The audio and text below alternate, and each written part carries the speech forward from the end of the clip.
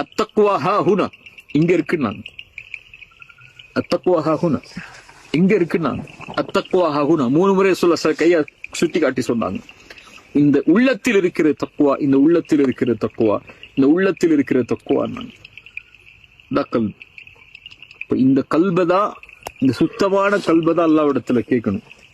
காசு பணத்தை கேட்கறதுக்கு முன்னாடி நம்ம எப்படி இருக்கிறோம், என்னென்ன நம்மள்ட்ட இருக்குன்னு பாக்குறதுக்கு முன்னாடி என் கல்பு சுத்தமா இருக்கா, என் கல்பு தூய்மையா இருக்கா, என் கல்பு ஷிர்க் இல்லாம இருக்கா, என் கல்பு முகஸ்துதி இல்லாம இருக்கா, என் கல்பு பெருமை இல்லாம இருக்கா, என் கல்பு பொறாமைகள் இல்லாம இருக்கா, என் கல்பு கோபங்களுடைய தன்மைகள் இல்லாம இருக்கா, என் கல்பு பிற மனிதர்கள் மேல விரக்தி இல்லாம, வெறுப்பு இல்லாம, மன்னிப்பு வழங்காம இல்லாம இருக்கா, என் கல்பு பெருந்தன்மையோட, என் கல்பு சதக்கா செய்யறது கஞ்சத்தனம் இல்லாம சதக்கா செய்யக்கூடிய வாய்ப்போட, என்னுடைய கல்பு மற்றவர்களுக்கு கொடுக்கக்கூடிய கல்பாக என் கல்பு இருக்கா. இப்படி கல்பு சலீமுக்கு பல பல குணங்களை குர்ஆனும் ஹதீஸும் எடுத்து சொல்லுது.